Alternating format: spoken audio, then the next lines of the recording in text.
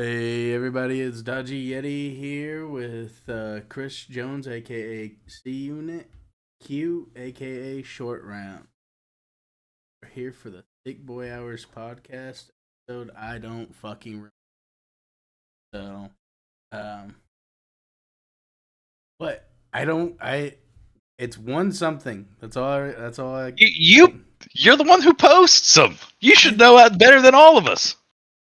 I, I don't remember it. Okay, Okay, it's like 15 15. or something like that. one something. It's one something. It It's is a it is team. 15. 15. 15. All right. So, episode 15. Um, I guess I have a topic to start everything off with, and kind of near and dear to this channel especially. Is that New World is shutting down. New World's going away. It's they said that it's gonna be like 6 months from now, but they are done and they don't know how they're gonna close it down, whether or not they're sunsetting it, they're gonna leave leave it to the fans or what, but they're they're done with the.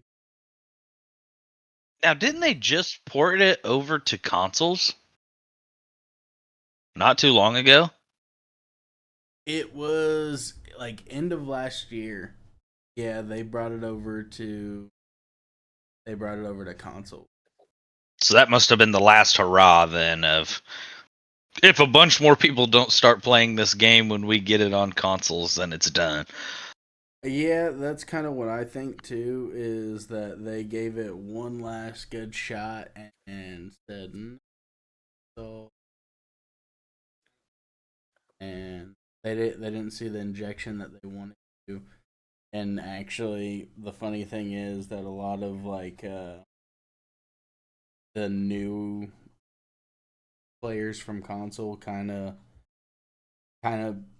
put out a few of the PC players and everything like that because there was kind of a bug with anything that involved aiming. So any of your guns, your bows, they pretty much had like auto lock on, which PC has auto lock on, but like this was like aimbot. Just aimbot, yeah. Like if somebody was moving, it would adjust for the person using the controller. That shot. But if you were on PC using mouse and keyboard, wouldn't happen. So there was some there was some messed up parts to it and everything like that. But I don't know. Even still, it's sad because there's not really another MMO like New World. So yeah, and the on top of that is Destiny 2's also not doing too hot either. Destiny 2's actually being kind of outperformed by their mobile game, I think, right now. Really? Yeah. And there's a how there's a massive amount of like their creators on their content creators that are leaving the game, quitting the game, or just taking big breaks from it. Like there was somebody who was like, "All right, I'll be back next year," and this was like a month ago, and it's like, "Oh God, you're taking a 3 month hiatus from this game that you've built your entire channel around." Nice. That's got to say a lot about like what the game state is, at least to me. But it neither one of them were communities where I felt like the developers listened to the the player base all that much. There was a short period for Destiny 2 where whenever I was in the middle of it all, where it kind of felt like the developers listened to the community because they ended up bringing back they changed Trials of Osiris around to where you could actually you didn't have to be like a top 1% player to be able to play in there and get all of the rewards that everybody was after, because it was one of those things where unless you were a top 1% player, you weren't getting any rewards from trials. But then they gave a little bit of leeway. I was actually able to get some rewards myself, and I play solo on almost everything I so it was but that's like the last of it. And that's after they completely removed everybody's arsenal beforehand and made a bunch of weapons not able to be used that people were already using. Yeah. From my perspective, being is I don't like Destiny. Played Destiny 1. I tried to get into it. I even had that was back when I streamed a lot back in the day, which I just started again, which we'll talk about later on. But I didn't really get back into Destiny, so like I'm not a Destiny fan, and we are 8 years and almost 2 months into the Destiny 2 life cycle as it released in September 2017, I think. Wow. Uh, September 19th or 17th, something like that. But we're almost 8 years and 2 months in, and games like that September have 6th. Wow. have a life cycle, and at some point you need, which I'm sure in some form or fashion, like I'm sure they have some minute Destiny 3 plan or what the next focus point is. I know they've been working a lot on Marathon, which if you part of the gaming community, you kind of know the community's opinions on Marathon. It's not good. And Bungie's been on a downhill slope for a long time. Like, I'll be honest, Destiny 1, a lot of people loved it. I'm sure when Destiny 2 came out, a lot of people loved it. However, I feel they've not captured the aura that Halo 3 had, because Bungie was the ones that made Halo. And, like, just having the same aura, like, mysterious what Destiny 1 was going to be up until release. Like, it had me drawn in until it released. And then, like, the looter shooter, that's just not me personally. Like, it's fine for all the other people that like that style game, but we're, like I said, 8 years and almost 2 months into the life cycle of the game. So at some point, you need to, you obviously got to support the game, but you need to kind of drop little seeds for your fan base of stuff of like what's to come, and just not um, yank them around, so to speak, with this game specifically. And like, there's other games that don't do anything new that Neverwinter. Um, I've been Neverwinter's probably the game I have the most hours in, and I've played thousands upon thousands of hours on Halo 3. And I did multiple 24-hour streams back in the day where I played Neverwinter, and I played on PC, and I played on Xbox, and countless hours wasted of like just hopefully, oh, maybe the next time they do the Christmas event, they'll add new rewards. Oh, maybe the next time they do I can't even remember the names of all the events. This Halloween event or the Masquerade event or all this other stuff. And like, I think the Christmas event specifically, like I was always hopeful for that because it's my favorite holiday, and I'm there. And what the Christmas event essentially is for this game, before I get to New World, is every day you can get a free gift. And what you do is you have parties of 5 people.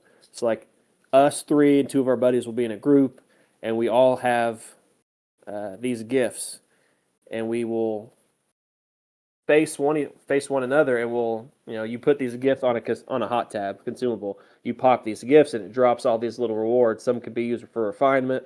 Sometimes you get a bag which can have a reward, or a star of fortune which can be used to go get more gifts.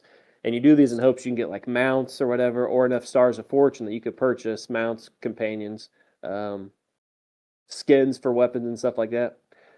Literally, the rewards were the same for 9 years, and I did this event for 9 years. And you got to think there's 5 of us, and you can get one reward, one free gift every day, and you get 1 star. So that's 2 gifts. We all have like 5 characters. You got to think 5 of us, 5 characters, 30 days of this shit. So you got to think we're in these groups for like 18 hours, popping these gifts, trying to get. So you gotta give the community a little something to look forward to. And Bungie's not done that. That's why PlayStation has absorbed them. For the people out there that didn't know, Bungie was able to operate independently of PlayStation. They were supposed to be giving feedback on other free-to-play games for PlayStation, games as a service games, and PlayStation. I don't know the exact number, but they've canceled over 15 live service games. So Bungie clearly didn't do what their initial goal was, and they've been absorbed into PlayStation. As for New World, I also did not play New World. However, I know you guys were interested and did play it. I don't know if this per se affects New World. However, I know Amazon Games hasn't been doing well, which is the people that are in charge of New World, and they recently laid off 14,000 employees. I don't particularly know if that is Amazon's game division or whatever the case may be, with plans of up to laying off a total of 30,000 by Tuesday, I think is the number, something like that. So that might play a factor, but like I said, I don't know if that is particularly in the games division or not. But The articles I'm game like seeing, New yes, there are quite a games bit. games like New World are interesting in that they're trying to jump into a gaming space where you have to have um, that hook. You have to be able to get your grips into people. You have to be able to pull them in and interest them to pull them away from, the World of Warcrafts, the Destinies, the Halos, Call of Duties, or the NBA 2Ks, the Maddens, or whatever, because the normal person is playing Madden, NBA, Call of Duty. They're not even playing the Destinies. They're not playing the Halos. They're not playing The Last of Us. They're not playing all those. They're Madden, NBA 2K, FIFA, Call of Duty. So you have to have that initial hook, which New World I feel did initially. And I had planned on at some point playing it, but my schedule is very busy. So gaming time does tend to be limited sometimes. And you have to continue to drip, like I said, little tidbits and keep people engaged. And if you can't do that in a space where I forgot Fortnite. People are playing Yeah. fucking Fortnite. Yeah. In a space where people are playing these types of live service or already established MMOs, like I don't think it's dying, but like Elder Scrolls Online, my personal opinion, is better than New World. And even games like that, and granted, Elder Scrolls Online is over 10 years old. It's had a life cycle of its own. But like even games like that, people that were entrenched are leaving that game, and there is no people being cut from ZeniMax working on Elder Scrolls that I know of. So don't quote me on that. But there are no studio cuts at this moment that I know of for those people. And even a game like that that's been around for over 10 years, probably 11 or 12 at this point, is losing people. So any game that gets into the space, like New World, needs to have an immediate hook, grab, and needs to keep people drawn in consistently if they're going to last in this gaming space. Because let's be honest, we've talked about it before. We're on episode 15. There's been multiple episodes we've talked about layoffs, games get. We talked. Skaggs is worried about Fable last show. People watched that episode. We talked about Fable Legends that got canceled. Scalebound's been canceled. I'm worried about the next Mass Effect game because BioWare, BioWare, who the fuck owns it? EA. There we go. Electronic Arts. We talked about it a while back. Sold to the Saudi investment fund or whatever, and so worried about what might happen there. So we got to see. November 6th or 8th or 7th. I can't remember one of the days is in 7 days. So if we don't get some type of Mass Effect news on that day, then you might see me sweating quite a bit on the podcast. So it sucks to see New World go, but hopefully the people will be able to work on something else or find a enjoyment elsewhere on a different project. I think you were spot on with I think Fortnite, as fun as it seems like it is, it's not my kind of game, but a lot of people have a lot of fun on it, and everybody, it seems like, plays it.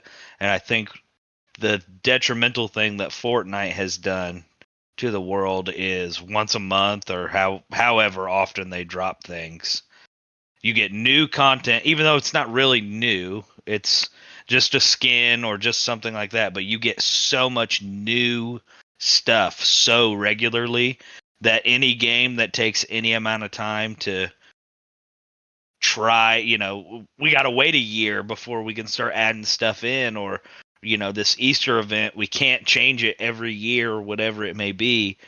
They fall to the wayside because I can just go play Fortnite because they're going to have new stuff time. And I think it's making, I mean, to be fair, on New World, they were doing their best to. I felt like they had decently new things all the time, but where they got everybody in the beginning was the drops. The open beta was really fun, and while you were playing the beta, there were people who had drops, and you could get these cool ass armor sets and weapon skins and stuff just from watching other people. So the hype was there, the hype was real. They got everybody on the train, everybody got on. Then the game came out, and people like us were still hyped, but you had lost all of the, because we had, I mean, that was primetime COVID, so we were at home, and it was like we were looking for something to do. One and two, the game was fun, and it didn't feel like every other MMO where you just point and click on somebody and you wait for your character to do the anime. Like, you actually felt like you were fighting, and it, I don't know. I truthfully think that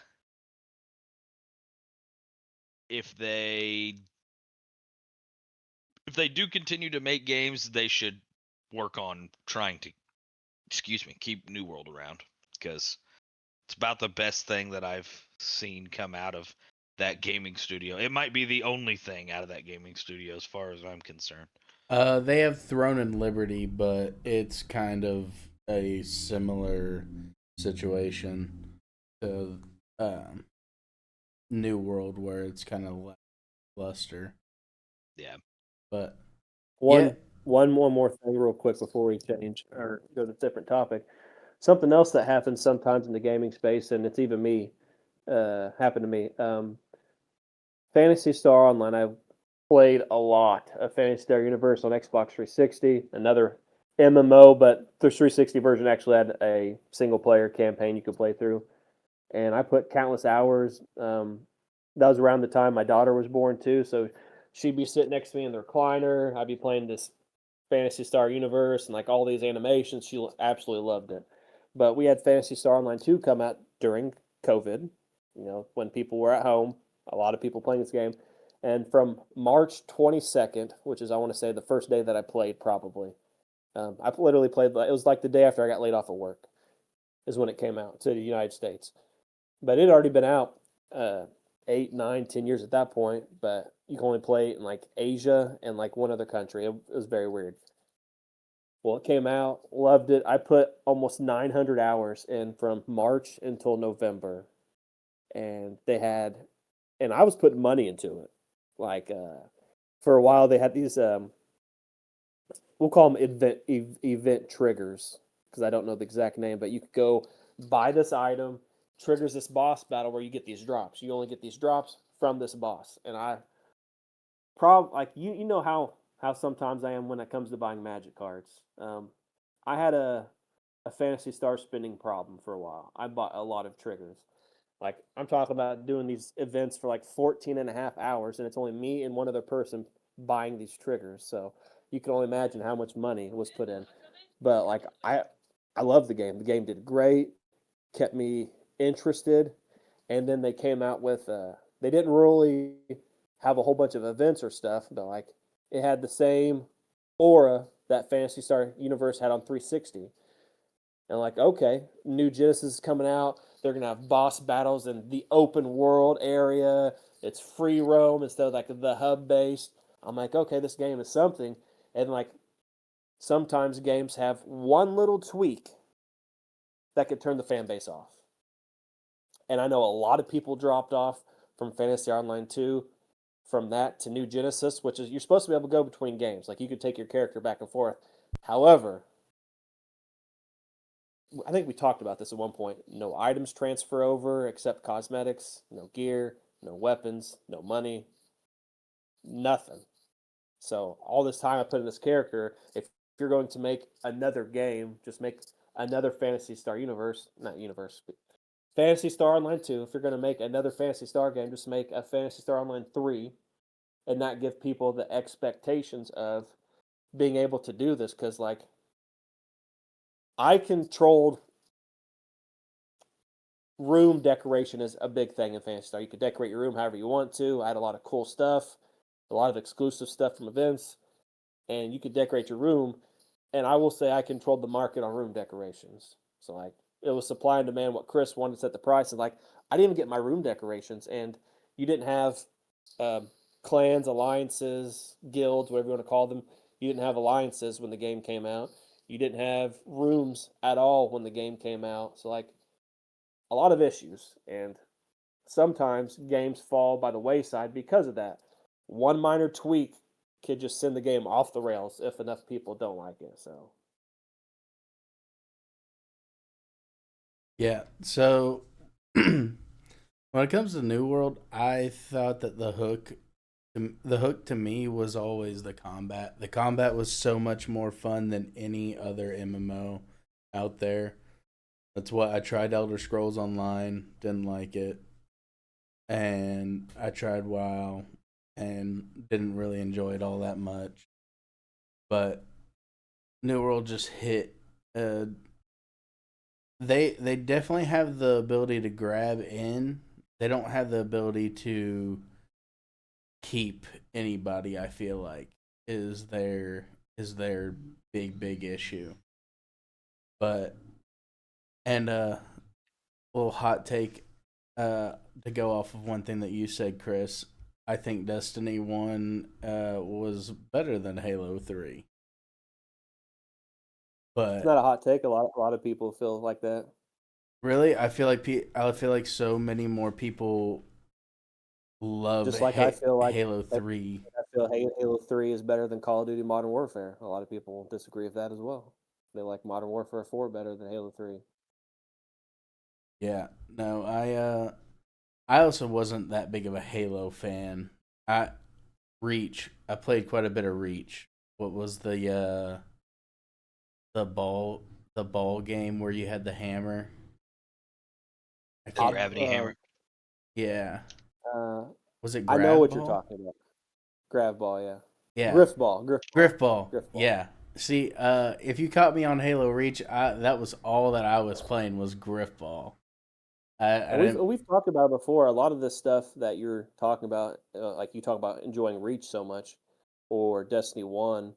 Um, I think a lot of times it comes down to maybe a generational gap, um, because games that were out in like Halo 1, 2, 3 days, Call of Duty 1, 2, 3, Modern Warfare 4, a lot of stuff like that is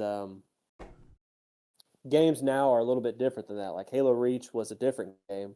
A lot of people like Halo ODST over Halo 3 as well. So I Yeah. feel like there might be some type, might be a generational gap of just like the new generation likes different stuff than what we liked back then. There's a lot of people that like turn-based games.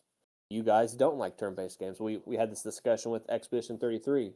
Like you were interested in the real time like pairing aspects and stuff like that, but you weren't interested in the turn based part. So I think a Yeah. lot of games have it's hard to capture. We're not much. There's not a big age gap between us, but like a lot of people have a problem trying to capture both age gaps, and they need to find this middle point right here that can kind of bring us together. So that's what I think. I don't want to say Fortnite does a good job or a great job, but they do an all right job. That's why you have stuff like when it comes to Fortnite, you have um, crossovers with stuff that like my generation grew up on. Granted, it's not stuff I'm interested, but you got like Star Wars and stuff like that. But then you have stuff the new generation grows up on: the Mr. Beast, the Deadpool skins, um, the blue-haired chick from we talked about this before. Quentin will know her name. I don't know her name. The one that's in the Sonic car racing game, real popular. Blue pigtails. No, Mitsukine. yeah, Yes, it, like Hitsune Miku. yeah, Yeah. people grow up on that stuff now versus like I said, the Star Wars and stuff like that. So like even in Magic, like there's going to be some people that are going to like the Star Trek stuff, but I am almost positive that the new generation that Hasbro Wizards keeps trying to attract to the Magic, that you know the Ninja Turtles, the Avatar stuff, which I'm a fan of some of the Avatar stuff, Yeah, but like there's gonna be people the new generation doesn't know what the hell Star Trek is. So like it's trying to find that good, and it's everything from trading card games, board games, video games, movies, TV shows, trying to capture that middle ground and branching generations together. And I feel that is an issue with some games these days. yeah, Yeah. And I grew up playing a lot of like the early Halos and everything like that. They're definitely like a core memory for me. And but I don't know. It was always something about like the multiplayer on Halo that I never really enjoyed all that much. Like the strongest thing in the whole game was your side pistol. That always was a very odd thing to me. Are you But sure you're talking about Halo 3 and not one of the Halo 1 or 2? Because I don't remember the pistol being that strong in Halo 3. I want to say it was I Halo know 3, but it it was a one hit kill in previous games. Are you talking about that being a one hit kill? maybe, but I could have swore Yeah, it was in 3. that's one or two that you instantly get a one hit kill. You could like you had a zoom in button, you could scope in. If you headshot him, it's a one hit kill. Yeah. But like Okay. something like me and Jordan are close to the same age. I don't know exactly how old he is. He just had a birthday the other day, so once again, happy belated birthday to him. But Yes, like sir. Jordan's favorite Final Fantasy is 9. Jordan likes the open world aspect of Final Fantasy, even though Final Fantasy 9 characters are a little cartoony. But like he likes the open world stuff of Final Fantasy 9, 6, 7. Don't get me wrong, I like all Final Fantasies. However, Final Fantasy 10 is my favorite. Me and Jordan are close in age, and I like the linear path of Final Fantasy 10. I like open world stuff too, but I feel it fits the um, the game's atmosphere. And Jordan does not like Final Fantasy 10. So like even just like that small generational gap between me and Jordan, you see stuff like that too. So, Yeah. but Jordan I also likes games like Myst, and Jordan also grew up on. Whereas I didn't have a whole bunch of video game consoles when they first came out, but like Jordan and even the Iron Lords, the people I represent, Lord Cognito, King David, Lord Sovereign, everybody else at the website and the Iron Lords podcast, like they're older than me. Granted, some are a little bit older, but like they grew up on, the NES, Super Nintendo, the Neo Geos, Virtual Boys, and all that other stuff. Whereas I didn't have access to that. My first console, I think, I played a Sega Game Gear, but like my first console for me that I was ever allowed to like play all the time was a Sega Genesis. So that's past their generation. So like I would grow up on and I played NES at like my stepmom's brother's house too when I went over there. But the Sonics, the Miss Pac-Mans, the Golden Axe. So even just a few year age difference, I think, can affect the way people Oh enjoy yeah, games too. absolutely. And I think now too, people are so used to like, unless you're in a very niche like Stardew Valley or something like that kind of game where people really just like the coziness of and like I want to waste time by myself. Games are expected nowadays to be multiplayer in some way, shape, or form because that is exclusively how people are hanging out now.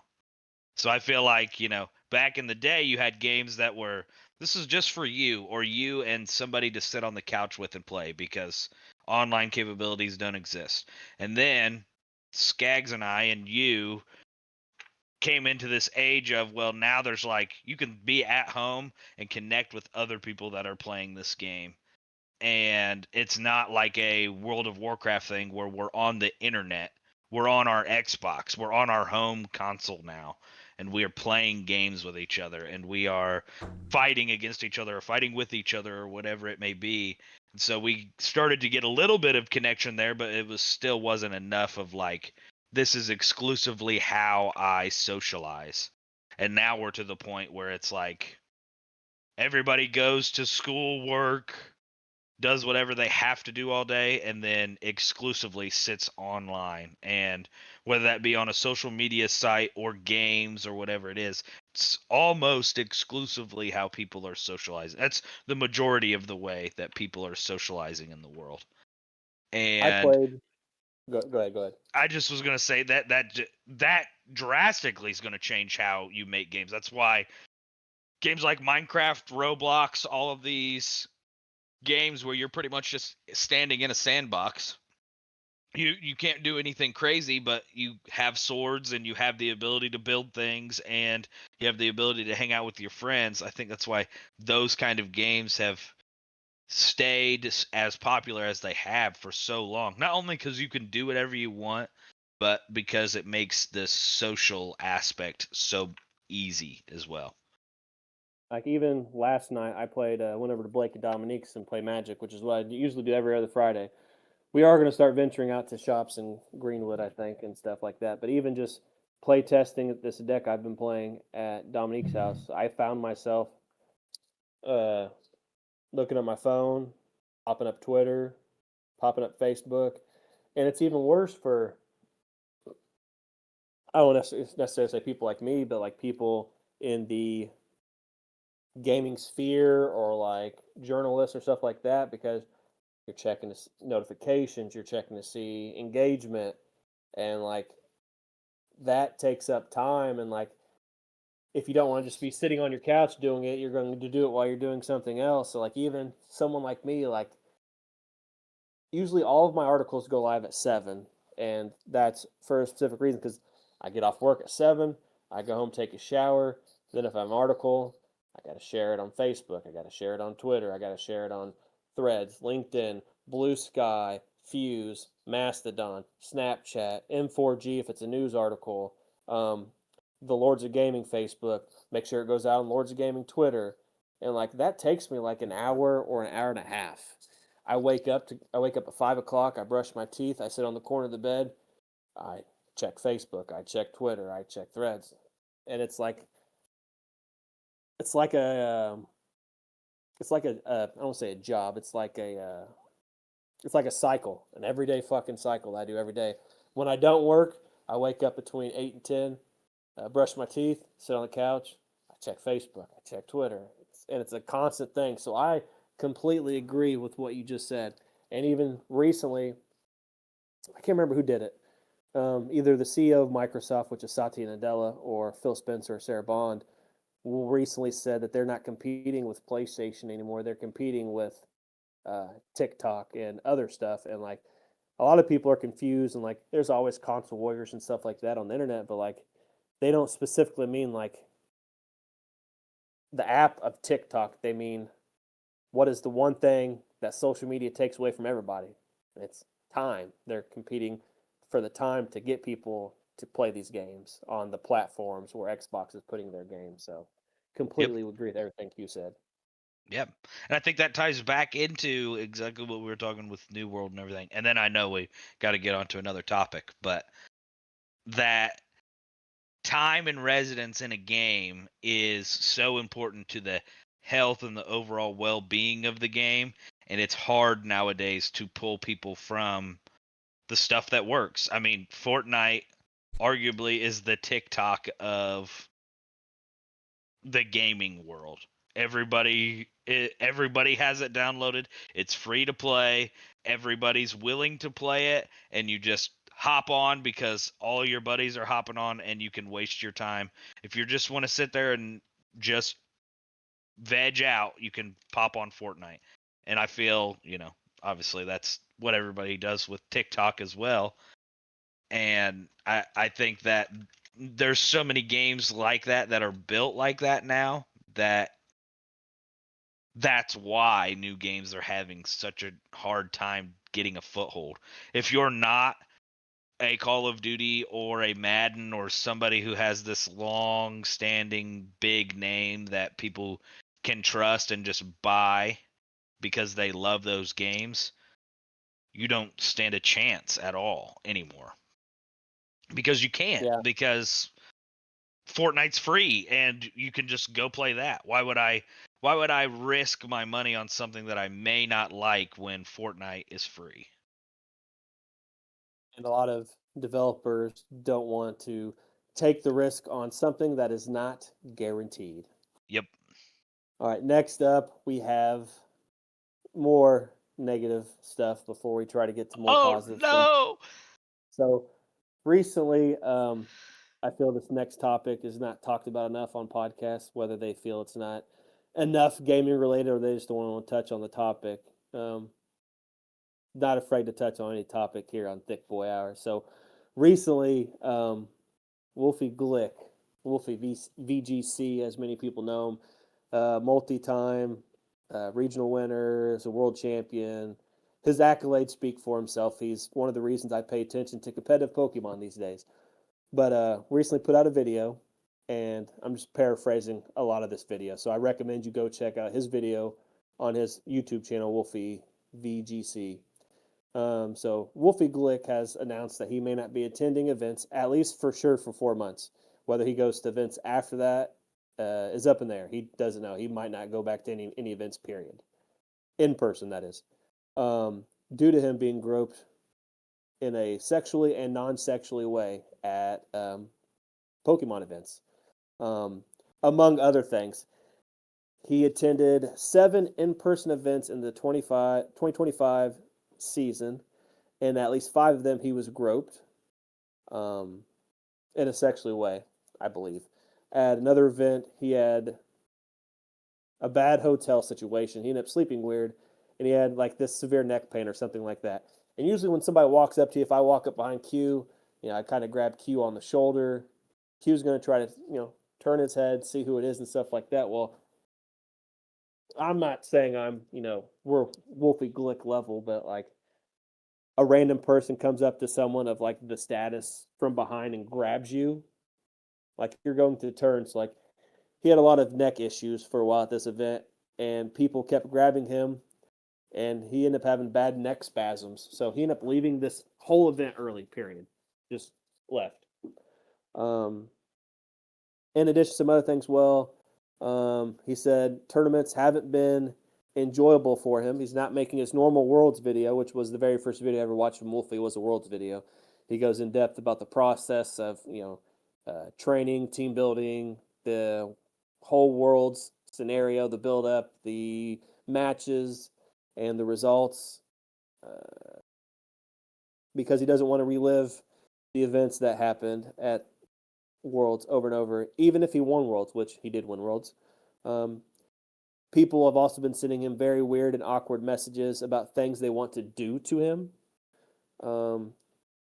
He says he does still find things are still fun, and he's trying to find a way to make these events better because he wants to still attend events. But He says the last regionals he went to was all right. There was no issues, but he doesn't know if he'll be attending Worlds anymore or whatever, and he's taken 4 months off. So apparently, it's really hard to qualify in such a short span for Pokemon. I don't know how the competitive scene works there, so he probably won't even make it to Worlds. And if he did, he said he wasn't going. So someone of Wolfie's level, and it's weird because we don't see a lot of this from the male counterpart. We see um, no shade to anybody, but we see a lot of this from the female aspects, and a lot of male people just don't come forward with stuff like this.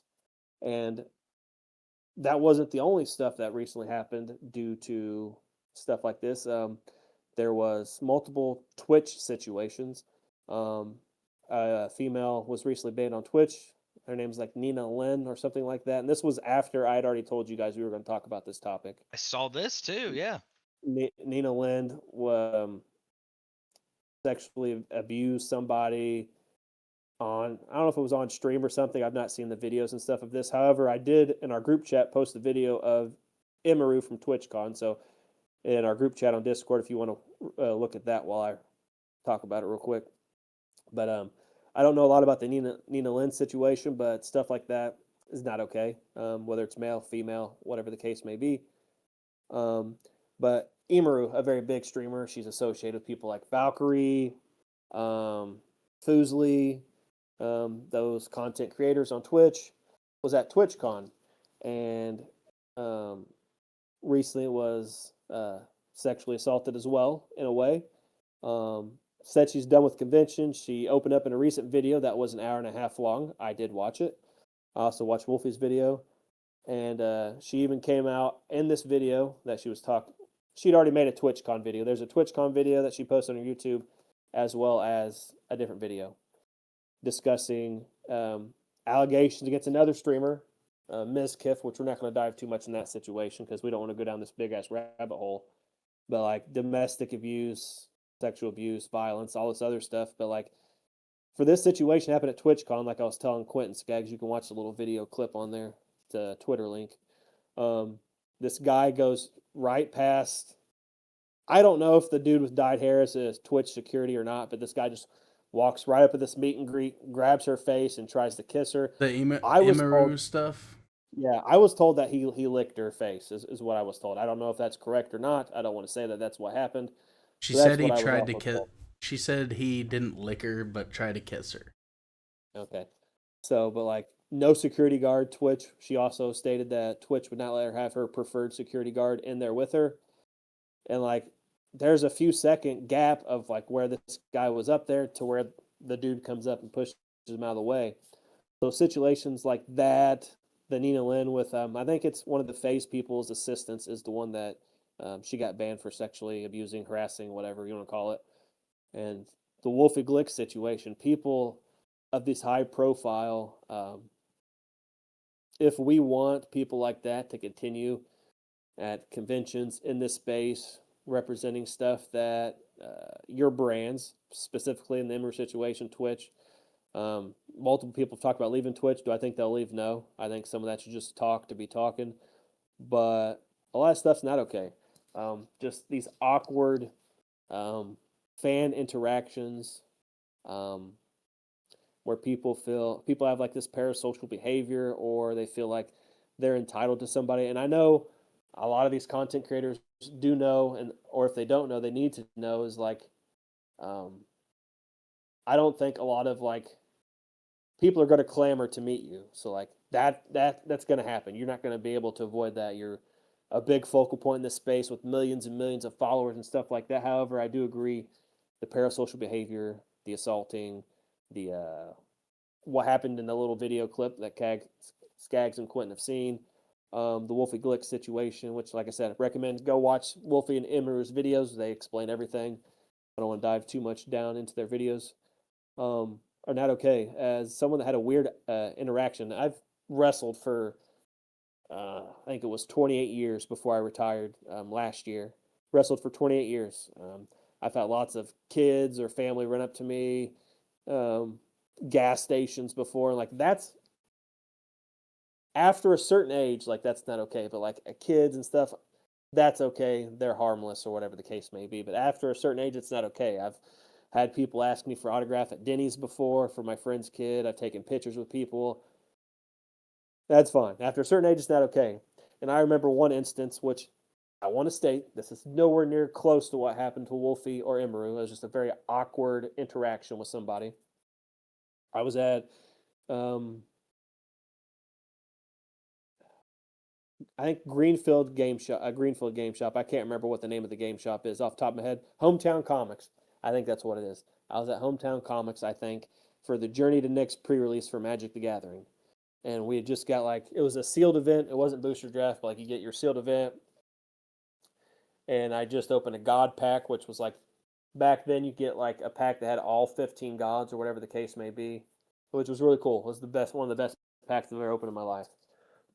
But I opening my sealed pool, and I feel like this presence next to me, and like kind of like turn my head startled. And there's like this female like right by my face, like where someone's over your shoulder, and she's like looking down at like my neck or something like, and she sniffed me, and I'm like, "What are you doing?" And she's like, "You smell good." And I even wrote about this in my latest article because my latest article was about the Wolfie and the Emeru situation, and like it didn't seem malicious in any way, but it was a very weird and awkward interaction. I don't know if you guys have ever had a random person you don't know sniff you, because the only people I knew was Jimmy Albee and Ezra, because that's the people I went with. Didn't know anybody else here. And this random girl around the same age with her boyfriend sniffed me, like not malicious, but very weird and very awkward. And even stuff like that's not okay. So like, I've what do never you had guys any think about? weird interactions like that, but I was just talking about this with somebody else the other day. We were talking about the parasocial nature of what the internet has made for people's minds now, like how close people, I mean, I'm not going to sit here and define parasocial, but you know, what that has done to people's brains. I think that if you got a group of 10 people around our age or younger, and you said, "Do you guys know who Angelina Jolie is?" You might get 5 of them to be like, "Oh yeah, Angelina Jolie from this or that." If you got all of those people in a room and you said, "Do you know who Mr. Beast is?" Every single one of those people knows who Mr. Beast is. So it's even a different world celebrity wise now. And you don't see Angelina Jolie like, "I'm out here at a book signing thing, so everybody come and meet me," or "I'm going to this convention as Tomb Raider," because Angelina Jolie knows. And I think everybody has known for a long time that if there are that this sounds very bad of me to say, but if you are a fan of something so much that you're willing to spend hundreds, if not thousands of dollars to travel across the country to go somewhere, to stand in the line, to meet somebody who's just truthfully a normal person, whether or not they have been an influential character or the voice of an influential character in your life, it's just another Joe Schmo. When you're willing to spend that kind of money and go somewhere and do something like that just to meet one person, you have a disconnect with your relationship with that person in a way that's not really healthy. And I think the TwitchCon people and everything have to understand that those are the people who are standing in line to meet these people. When you're a streamer who has 70K plus people watching you stream either every single night or 3 times a week or whatever it is that your schedule is, when it's every single night, that kind of devotion turns into delusion, which turns into the events that happen at these places. And you can't just make yourself so easily accessed. That's why I think all of this crazy shit happens all the time, because I'm just a streamer. I'm just a normal guy who goes out here. No, you're bigger than Angelina Jolie.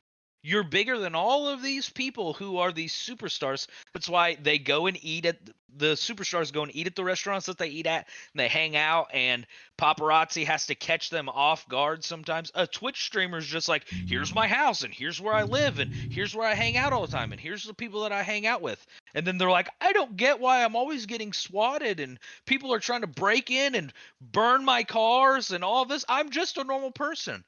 You're not anymore. You have raised yourself to a status of celebrity and then try to treat your life like you're in this normal realm. Insane people. Listen, if a guy on the train will try to grope a random chick just because she's there by herself, imagine what a dude who thinks he's in love with you because he watches you every single moment of every single day of his life will do if he gets the chance, regardless of how many people are there, regardless of how much security's there. He'll stand in line or he won't. He'll just walk through and try to grab you and kiss you in front of everybody. It's not victim blaming anybody, not trying to, say that it's your fault for putting yourself in those positions, but to think that just one homie standing off to the side is enough security, or not making these events with these lines where people just stand and there's a mob of people waiting to go meet one person is crazy. You should have somebody like Imaru or any of these other people in a room, and it's like, how many's in your party? Okay, it's you, your mom, and your dad, because you're here to meet Imaru. Okay, you three can go in. Here's your autograph. Get through the line really quick, and then single file letting people into a secure spot so that stuff like this doesn't happen. And a lot of people don't want to pay for security. Like, I believe the Emery situation is completely Twitch's fault. Like, she had Yeah, her own security that they didn't let Oh, into the event. 100%. And 100%. it's like it's not even just streamers. Like streamers have. That's not what I'm looking for. Um, Streamers are different in the aspect of like sometimes it's hard to uh, kind of dissect of what is real and what is not real content too. Like, um, I don't know if it's gonna get me any hate, but I like Jake Paul and Logan Paul, whether I like their content or not. Um, I like Jake Paul and Logan Paul, and a lot of like the majority of their content, whether they were talking shit about each other or whatever the case may be, was for content. The whole Japanese incident, um, I doubt he's going to see this and try to sue us, but like, I don't think the Japanese incident was an accident. I think that was for content, whether they knew what was going to be in that area. Like, they went in there filming. So it was for content. Whether You they know what the knew, forest is called. Yeah, they know what the forest they is called at the very least. and like, and it's not just like Twitch people like that this happens to. Like wrestlers when they go to meet and greets, like if three of us showed up, the three of us showed up, and we were psychotic, whatever the case may be, and we wanted to meet. Um, Trying to think of a female wrestler you guys would know. Rhea Lita. Ripley. Lita. Rhea Ripley. Say we want to meet Rhea Ripley. There's not one. Okay. There's not going to be a single security guard by himself that's going to stop us three from reaching Rhea Ripley. If At we least want to one meet of Rhea us is Ripley, getting through, I think is one of what us you're. is getting. Yeah, One of us is sure. I'm saying Yeah. one of us is getting through. And wrestlers specifically, they go through all these airports and stuff with no security the majority of the time.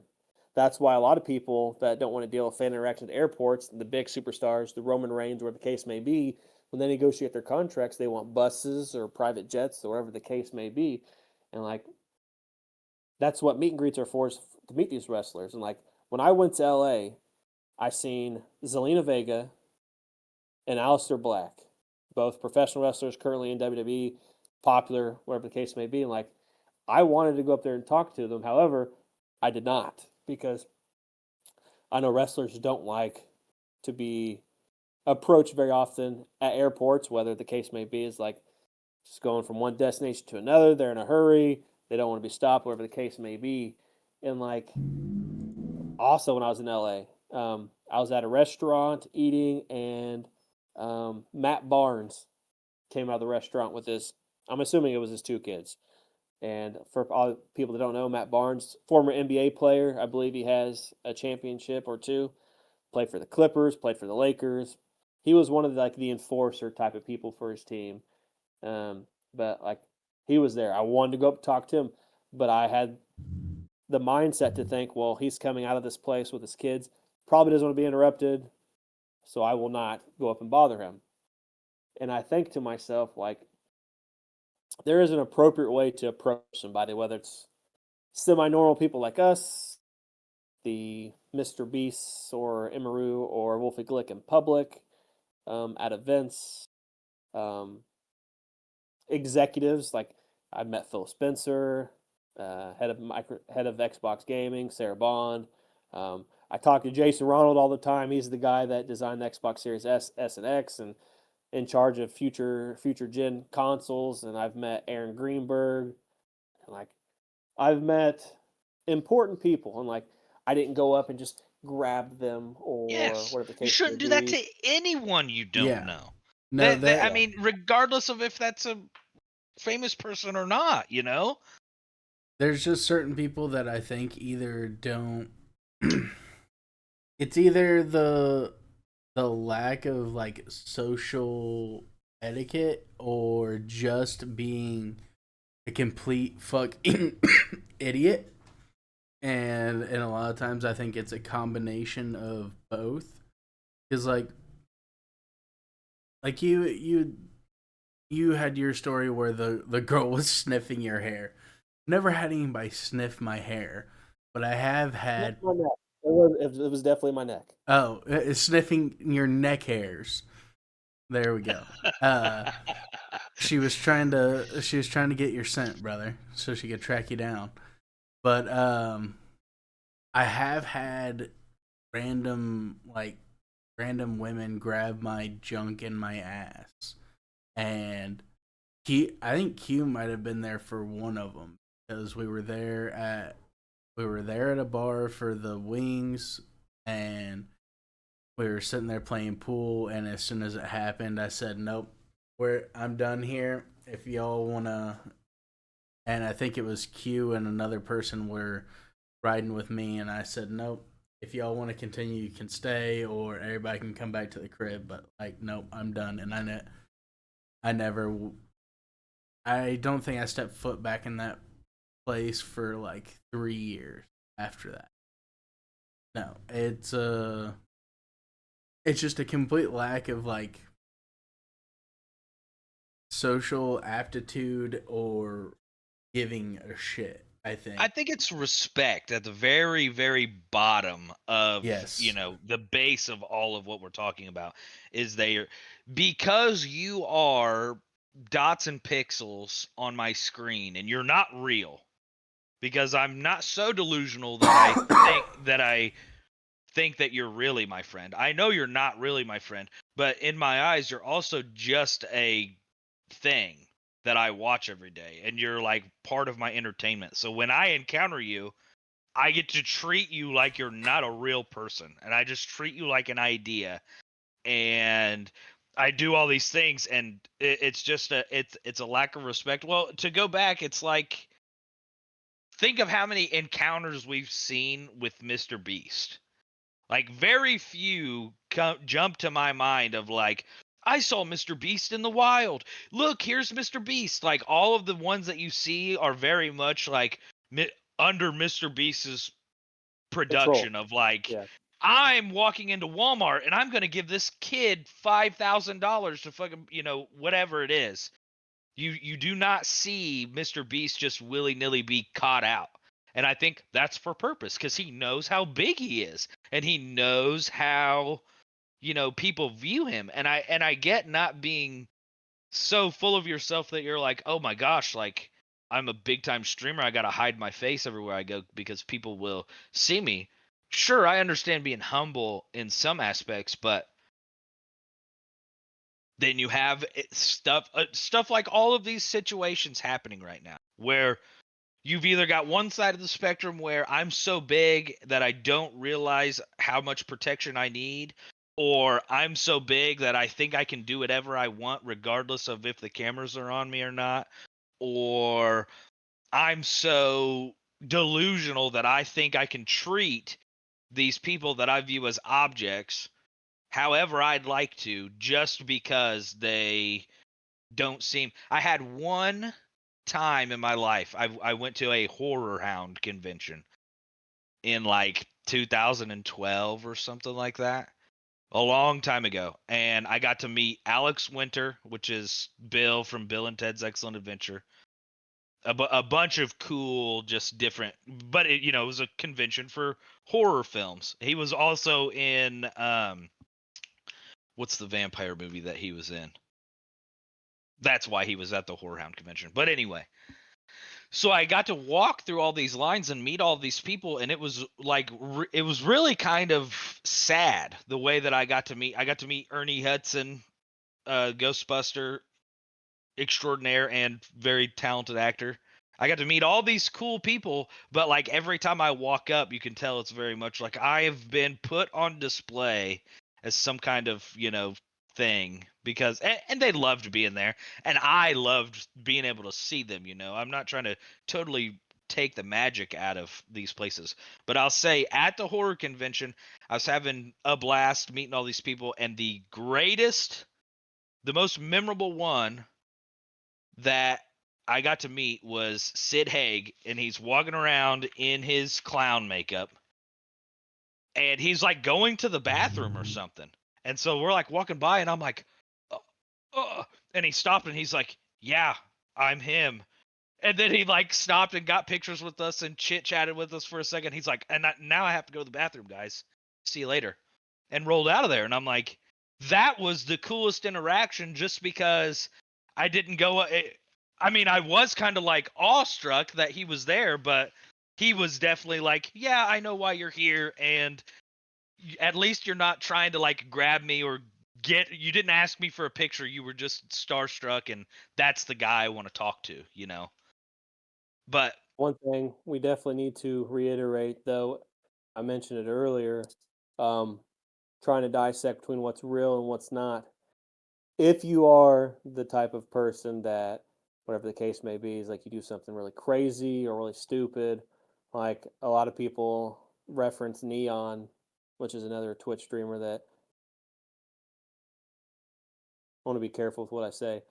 Um, Out of the box or out of the ordinary stuff, like if you do, maybe not even Neon, if you do crazy or hateful stuff for the clicks, for the views, whatever the case may be, that's also not okay content. So it's it's just weird the day and age we are in, and like it's funny because, well, it's not funny, but when before leading up to the LA event, like we were like, yeah, if you want to, come up, hang out with us, or whatever the case may be, like pull up on us. And now after the Wolfie situation, the Imru situation, it's like, should we be telling random people to pull up on us at these events? And like after you kind of establish like the rapport or the decorum or normalcy with some of these people, like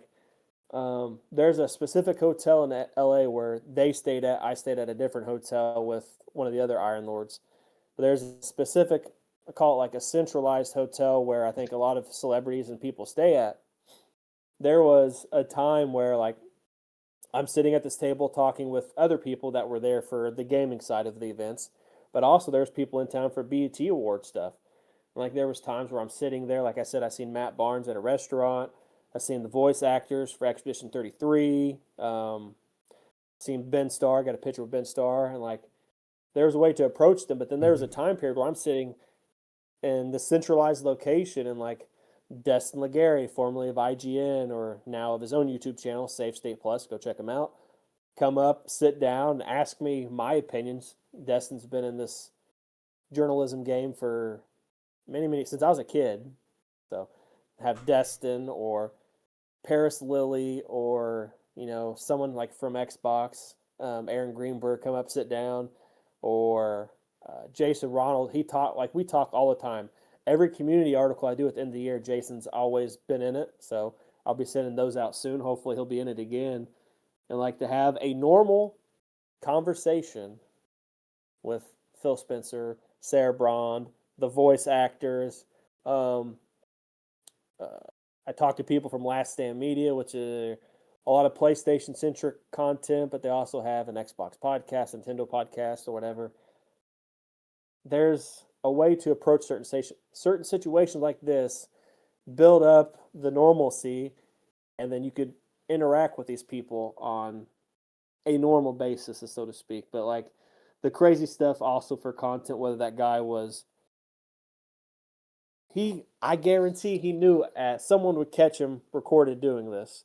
And like that's out there, that's going to get clicks and views or whatever the case may be, whether he had it pre-orchestrated with, I don't know, but like situation's not okay. Wolfie's a big face for the Pokemon scene. I'm sure Wolfie attracts a lot of people because these events aren't free. Like you just don't go to regionals and like, hey, I'm here to play. You have to qualify for some of these events. Events have entry fees. The people that run these events make money off people coming to these events. So like if Wolfie's not going to be at these events for 4 months or he's permanently done with in-person events, like that loses It I loses don't want to say cash revenue. cow. It Yeah, it loses loses revenue for them. loses revenue. It And loses eyes on the whole exactly, scene. exactly. And like the Twitch CEO um, didn't cooperate immediately with law enforcement, like put out this statement that wasn't true. And like it's a big mess. And hopefully, from all sides, it works itself out in the end for the desired outcome for Wolfie and Emeru and the situation with the person assaulted by Nina Lynn. I can't remember their name. I do apologize. Hopefully, whatever outcome they want, that is what they get, and they get some sense of closure. Oh yeah, On absolutely. to more positive stuff. Well, hold on a Finally. minute. Real quick, for anybody who might be a weirdo that watches this or anything like that, if Pull up on Skags. what's that? I said pull up on Skags. Grab Skags from behind. Yeah. Let's not put me in jail, please. Um, if you ever have the thought that you want to do something, but then you ask if that's going to be okay, if you have to ask the question if that's going to be okay, then it's already not okay. Don't do that thing. That thing is already not supposed to happen. If you have to ask yourself or anybody else, do you think this would be okay? It's not. It's not. Just don't do it. Just go on about your day. Because I've been kind of like where you were at with like the hotel and being in LA. My job, my line of job has put me in a, a lot of celebrities' ways and stuff like that. Like I've been to BET award shows where like I watched Kim and Kanye get out and walk right by me and shit like that. Like I've seen all these people, never have even remotely talked to one of them. I think the most I've ever done to anybody like that is I've just did the head nod, and I've gotten it back by quite a few of them. But that that that's it. That's where you need to end your stuff with anybody like that because while yes that they are just humans, they are not also like you said. They have made these massive impacts on whatever their verse is, but at the end of the day, they are just a fucking person. If you have to second guess yourself, don't do it. Go ahead. So, one thing we usually talk about on this podcast is magic related news and content. Lots of stuff coming out. But before that, I was going to talk about this last show when we talked about magic. but Q wasn't here. It was I not. feel I owe you guys an apology. And you're probably like, why? Why would Chris owe us an apology? So I've been thinking a lot lately, and I feel like when we're going to the shop every Friday, my ultimate goal was to keep the shop going as long as possible, get all F&Ms to fire if I could, keep bringing in people to the shop to keep the shop going. And I don't know if you guys felt this way, but I just wanted to address it because I was thinking about it. There was a lot of times I know you guys really just didn't want to come, but Chris bugged the hell out of you to come and might have tried to guilt trip you guys into potentially coming because I know I did it with Ryan Tracy and I apologize to him as well right now on the show live. Well, it's not live, but you get what I'm saying. Because I know I guilt tripped him when he would go out of town to play. Well, I'm like, well, you can go out of town on the Friday that I work, but this Friday I don't work. You should come to the shop to keep the shop going because we got to get these tournaments to fire. The shop's not going to go.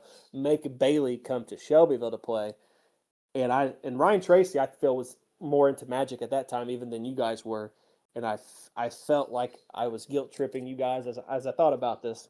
I probably guilt tripped you guys into coming a few times. So if you guys felt that way, I felt that I did do that.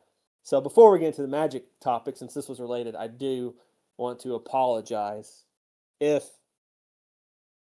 I did guilt trip you guys into coming when you really didn't want to come. Because I know sometimes you didn't want to come. I have a I brief know. statement. Okay. Mine is only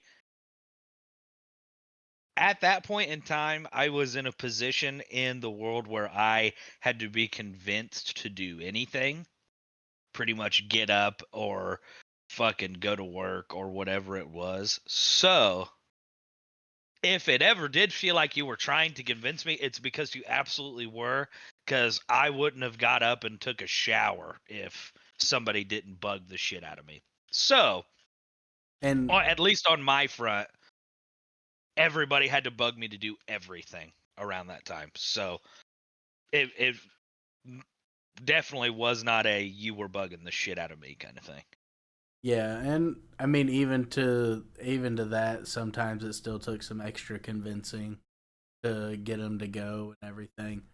But I mean, yeah, there was definitely a few times, but like I think it was more near the end of my drop off where there was a few times that you coaxed me in there, but I also think that I made it kind of decently that like, hey, I'm over this game and I'm just kind of done.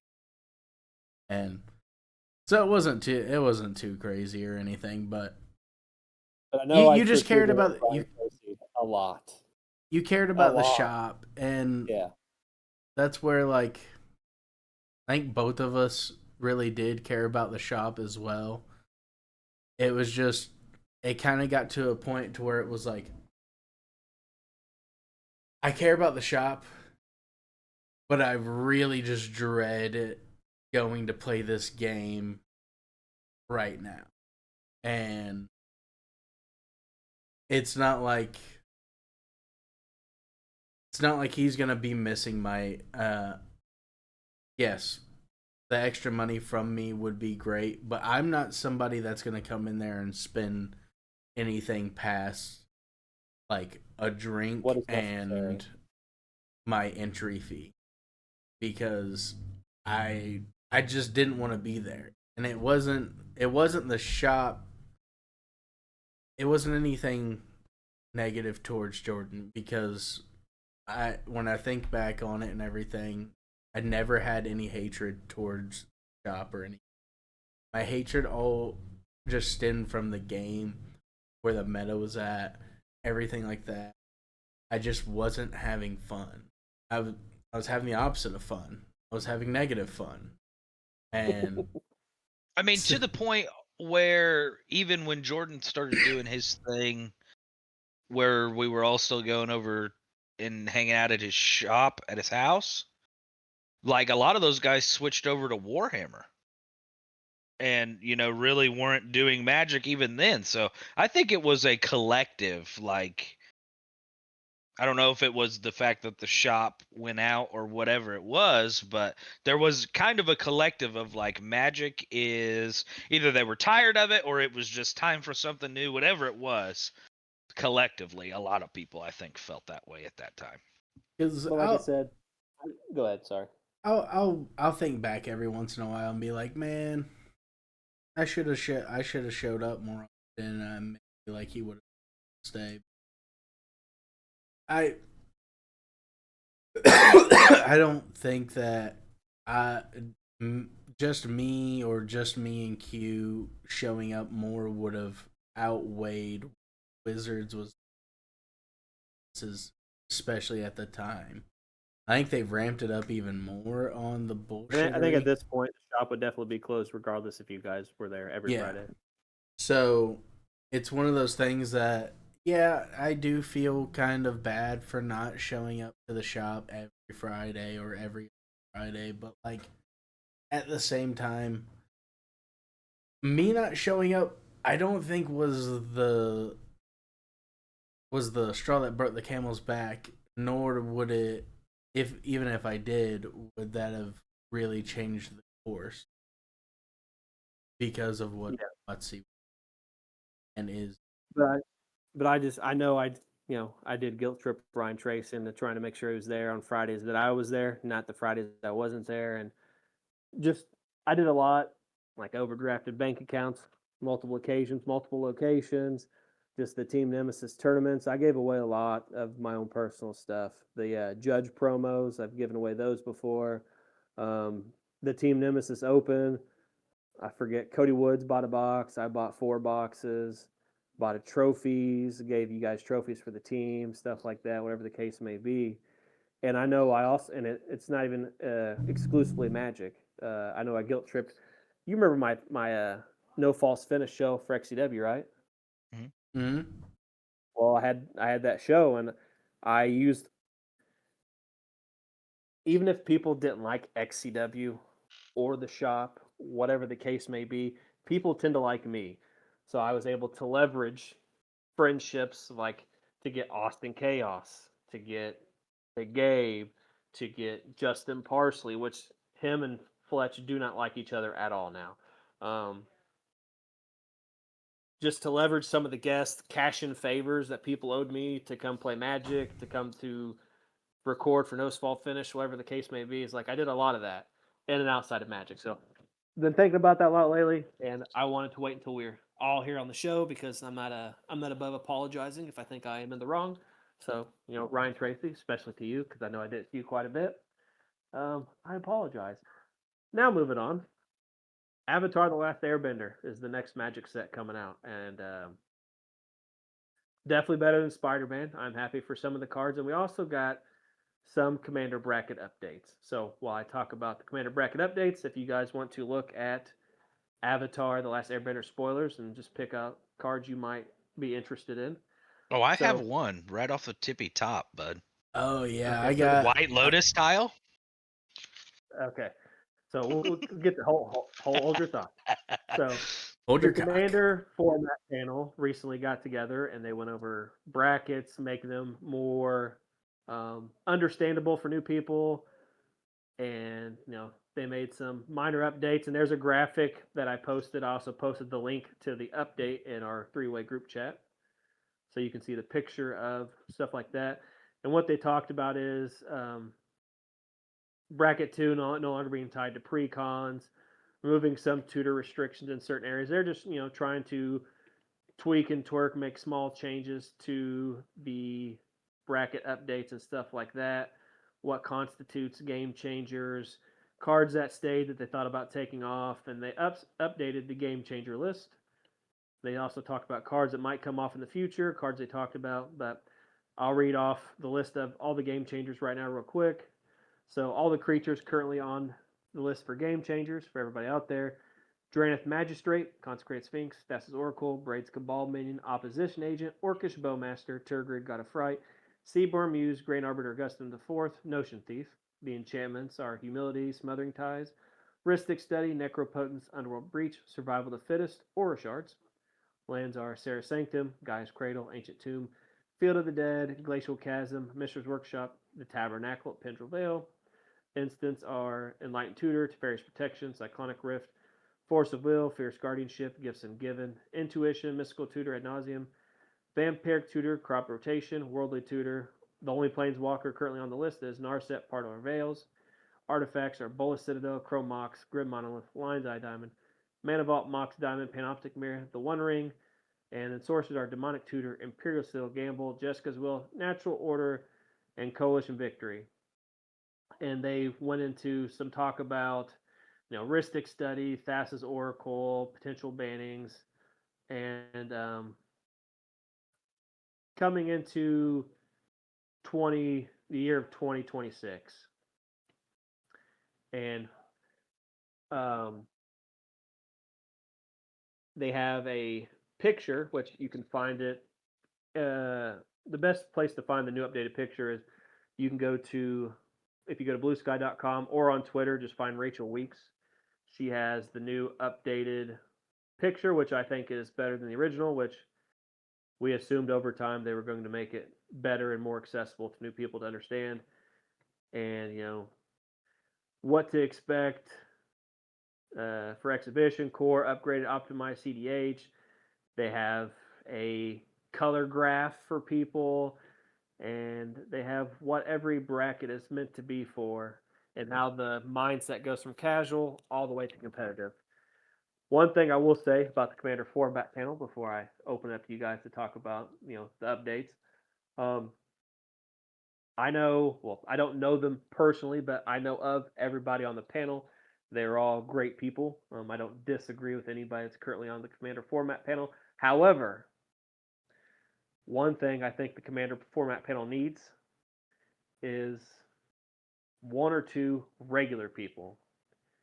And I know we just talked about big people like Wolfie Clicks and Emeru are just regular people. However, you might say, Chris, what do you mean by regular people?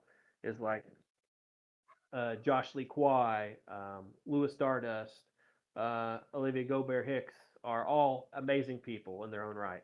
However, they'll have big following, content creators, magic personalities, whatever the case may be.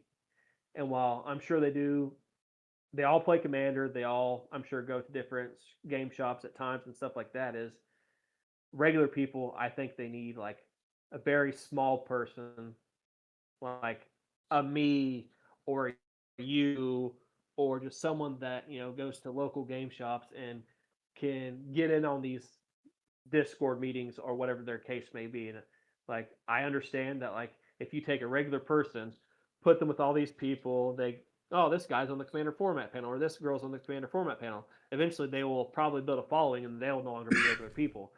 However, I think you need a normal, my words aren't exactly correct. You need a average person without the giant following that are in the trenches playing Commander, playing these events, going to all this different stuff, I think could also provide a very useful insight to the Commander format panel and the bracket system and stuff like that versus all the amazing people you do have. I think one or two everyday Joe Schmo people could prove to be a useful tool for the format panel. So, what do you guys personally think about the updates and stuff before we get to Avatar?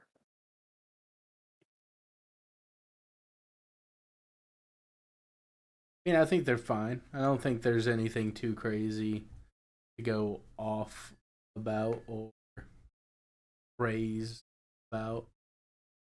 But that's just kind of my thought. I knew that when they decided to make this bracketing system and everything, that it was not going to be very long before they had to do some updates and do some reconfiguring and everything. So it's what I expected, and I wouldn't be surprised if every single set that drops with new cards that they don't have to do something like this every single time, because instead of trying to keep the game balanced in any kind of way. They just keep printing stuff and keep changing the entirety of the way that the game's played. So you can't make a set of rules and then put a bunch of cards in that break that set of rules and then be like, well, okay, well, yeah, we'll have to. We'll just keep up. They'll just keep updating the commander bracket list forever and ever and ever, and that's just what I'm expecting. Yeah. My thoughts are that I feel for newer people that are going to be using these brackets in a public setting, I feel making them more tuned and more defined is always a good thing. And they've stated multiple times that these are not rules. And I see a lot of interactions on social media because unfortunately I'm always on social media. A lot of interaction with people. It's like, so what? So what's the rule of like this in this bracket or this? And then they're like, well, it's not defined as a rule. These are kind of just guidelines to help you guys in a public setting and stuff like that. So always happy to see that they will continue to help out the new people joining the game because with all the crossovers and stuff, there are going to be new people joining Commander, and Commander seems to be the entry point at this point to Magic the Gathering. It used to be standard, and with Commander being the most popular format, it is now that. So that is the draw for people into Magic, and hopefully we get more unbans because I'm always pro unban stuff, and they did talk about Ristic Study, and while they don't think it's as I'm paraphrasing, while they don't think it's as iconic to Commander as Soul Ring, they feel it is pretty close in Commander. They talk about Thassa's Oracle and other stuff like that. A few cards they're looking at. I know if Coalition Victory, gets super popular, I know Q better buy one for Sliver's Commander deck before it gets too expensive. But we also have Avatar, and it is one of the Universe Beyond stuff I'm not mad at, and I'm an Avatar fan. Um, I've actually periodically, when I can't think of any specifically gaming related news to write about, it's not really grabbing me to write about whatever the case may be. I always try to write like a what if or some type of lore article. And I've done a lot of it with Naruto as it's one of my favorite animes of all time. So Avatar is pretty cool. There's a lot of lore. One thing I really like is a lot of the arts go together. Like there's a Princess Azula card, and there's a Zuko card. And the way the art is in the card, you could put a card in the middle. I think it's the last Agni Kai. If you put that in the middle of this Zuko and Azula card, like the cards all go together. And it's not something new to Magic. They've done it before, where cards can combine to show a bigger mural or a bigger piece. And you guys had talked about there was a couple cards that stuck out to you that you liked. So, Q, what is the card you like? One of the craziest things I've ever seen them drop, and that's saying a lot because they drop crazy stuff every single time they drop. But the White Lotus tile, it's a 4-drop artifact. This artifact enters tapped, which they think that changes everything. That's why they're allowed to say something crazy like this. Tap and add X mana of any one color, where X is the greatest number of creatures you control that have a creature type in common. And then also paired with a secondary card called the Diligent Zookeeper. Each non-human creature you control gets a +1/+1 for each of its creature types to a maximum of 10. That is a 4-drop green card. That is also a creature. That is a 4/4. That just says, hey, every changeling that you have is now at least a 10/10. Yeah. That I love both of those together. It's gonna make some wild shenanigans. They're going in my commander deck. Yeah. They must. And I also love the Iros just because Iroh's the Oh yeah, best of I think the this set has creatures a are lot of cool arts. the Oh creatures yeah. are so badass in this, and I love it. But I don't know.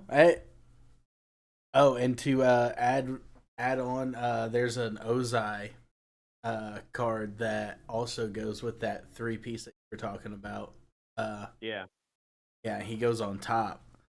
But no, I mean, I don't think there's anything necessarily that I'm. The creatures are cool. Uh, the artifacts are awesome. Also pretty. I mean, there's nothing too insane outside of that. Uh, that White Lotus artifact. I feel like, Yeah. but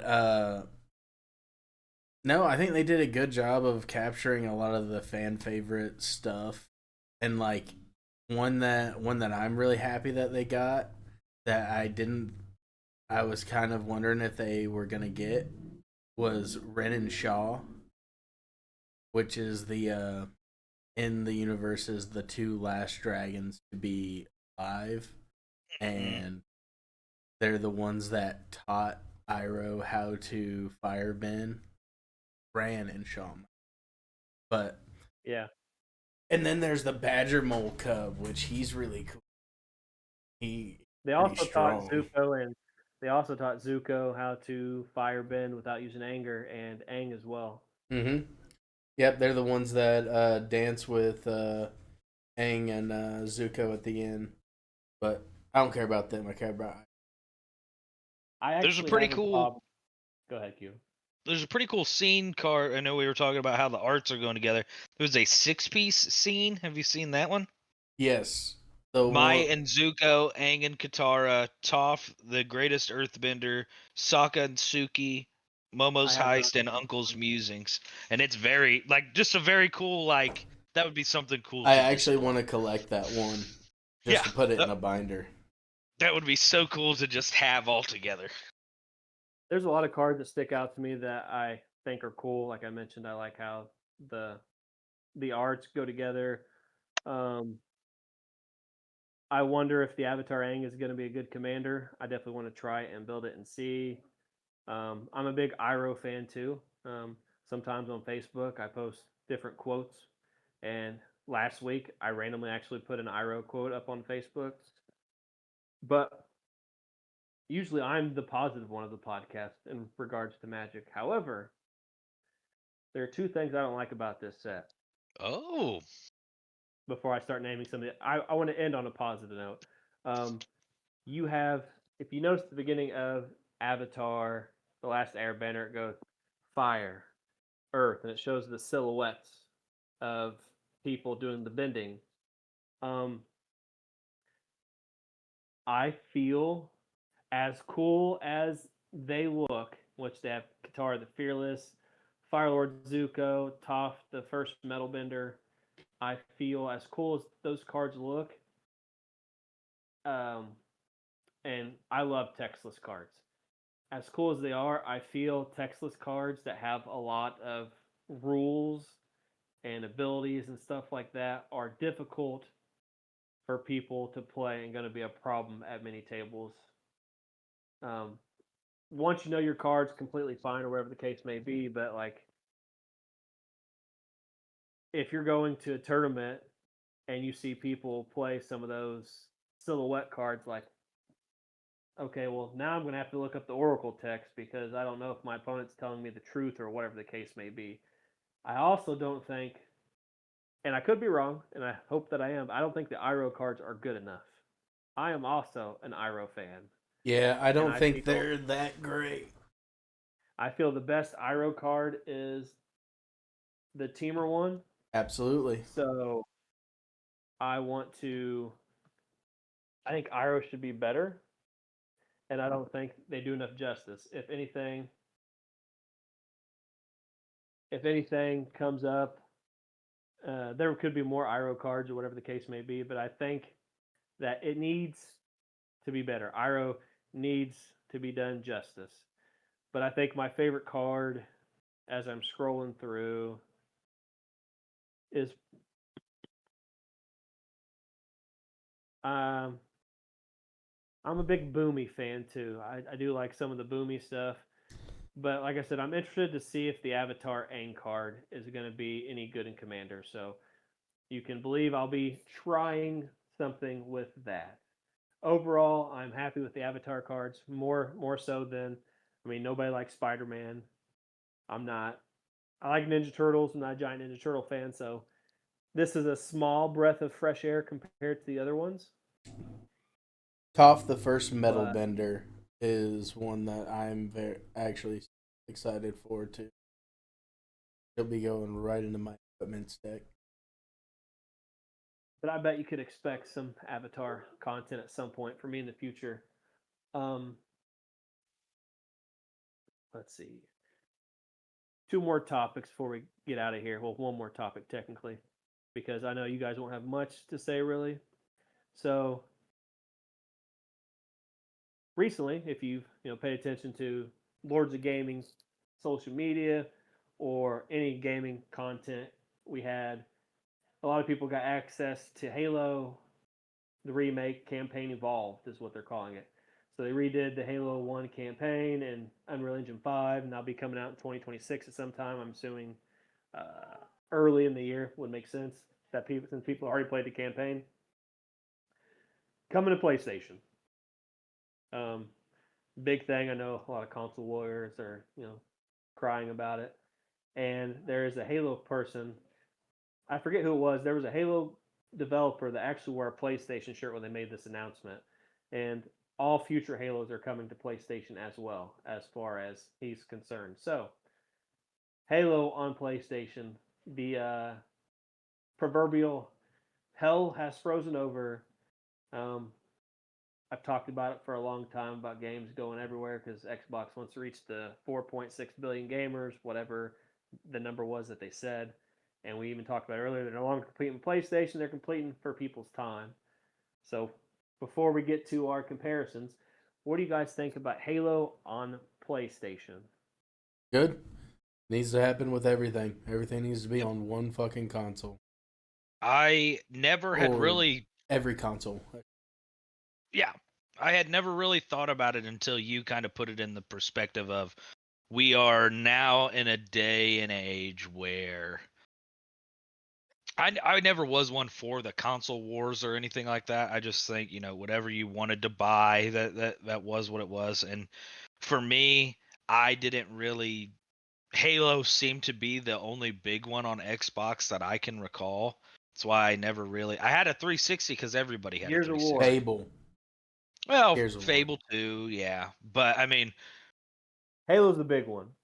Xbox 360 came out, and then we haven't really got anything Fable, which is, I mean, I heavy fuck with Fable, but we haven't got anything Fable since then. So I bought a PlayStation because you had like God of War and all this awesome stuff on there. But until you started kind of saying, we're moving away from there just being a console that specifically only has this game, it's made a lot of sense to me, and that's definitely where it needs to go. If I can play Xbox and PlayStation games on my computer, why can't the Xbox and the PlayStation people play games together? And why can't all of the games that all of them like to play come out on all of the consoles so everybody can play together? Yeah. Put everything on everything. And just have people buy their specific consoles because that console's either more powerful or they're a fucking idiot like me and I buy because I like the feel of their controllers better. Here's what we do: we build the game sphere from Drake and Josh, and we make it that is the thing that plays all of the games. I I would think they love to have play those for like Pokemon on an $30 at actual any mall. console.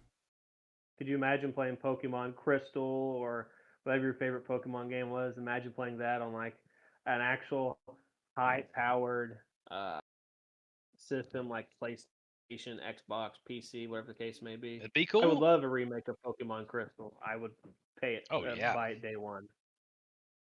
So 100%. all games everywhere. I like to feel the Xbox controller versus PlayStation, which is, and when we close the podcast, I'll even talk about that. But Xbox is my preferred controller. PlayStation, using it too long makes my hand hurt over time. New PlayStation So controllers aren't too terrible. Yeah, PlayStation controllers are fine. Just the PlayStation 5 one, after playing Tactics Ogre Reborn for multiple hours, eventually it makes my hand feel weird. So we usually do comparisons, and we have Q's comparison, which we waited an extra week for, which Q said the comparison was sacred or legendary weapons or items that we could relate each other to, and I'll go first. Yeah. So we know I always try to find one for you two together because I think Skags, I think Q, I The think Q, I magical think corn Skag. dog. So I think it is. I just deleted it before I fucking read it. I think it's Liz and Patsy, the weapons of death from Soul Eater. Yes. I had to pull that one out for you guys. That's the only one I could find where it was like twin weapons, and I'm like, that's fucking perfect. No, that Then I have fits one, great. Awesome. I have one for all of us. Okay. So everyone, I have the Akatsuki cloak, Okay. and I feel that the Akatsuki usually they paired people, and their pairs were so they could counteract each other. You know, Kisame was with Itachi for specific reasons. Deidre was with Sasori for specific reasons, etc., etc. Hidan and Kakazu, that we could kind of complement and counteract each other. And I feel like we all have different interests and stuff like that. So when it would come to like a magic deck or a thought or an opinion or an idea, I feel we could all have pretty good discussions in regards to that. So I feel the Akatsuki cloaks fit us in that aspect. Hell yeah. So I'll go for me first to get it out of the way. Um, I said the mask from, you can take that as the mask from Jim Carrey, or I had a disguise from D&D. I feel at times that I've had to act differently throughout the years when in presence of certain friends, because I've had a lot of friends over the years that don't like other friends, and I'm not going to stop being friends with friends because friends don't like friends. Yep. And whether it's one friend didn't like each other, and then I've had friends that didn't like the two friends, it's complicated. So I felt at times I've had to act differently in certain situations and regarding people, because trying to not upset certain people, wherever the case may be, when I hanging around certain people, because even to this day I have friends that don't like friends, and I'm not going to stop being friends with those people. And then I put Eternal Mangekyo Sharingan, specifically. Well, I should have really just said Mangekyo Sharingan, but I think I just picked the more powerful one. Um, Requires tremendous chakra to be and energy to be able to utilize, and to unlock the Mangekyo Sharingan, you have to experience tremendous loss in your life, which I have done that and have experienced that. So I feel that that fits me. You guys know who Artemis Entreri is? Do you know anything about Forgotten Realms? You ever heard of Dritz Duerden? Yeah. He's like the famous drow, dual wielding scimitars, lavender eyes. Okay. He's like R.A. Salvatier's like prime character, except he started writing books about Dritz's daughter actually recently. But Artemis Entreri is like, he's a human. Dritz is a drow.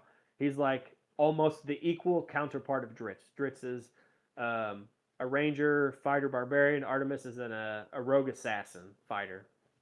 Artemis has this jeweled dagger that drains victims' life force and can heal himself. Also prevents resurrection, and sometimes absorbs the abilities of the person or monster it drains. Um, there's one time he attacked a shade and drained the shade. So like you might have heard, people out there that know Forgotten Realms lore knows that Artemis's nickname is Berebris the Gray, because he has a gray hue to his skin after draining that shade, because he got some shade-like qualities. Um, I've always liked powerful weapons like that tempt you in any video games or D&D.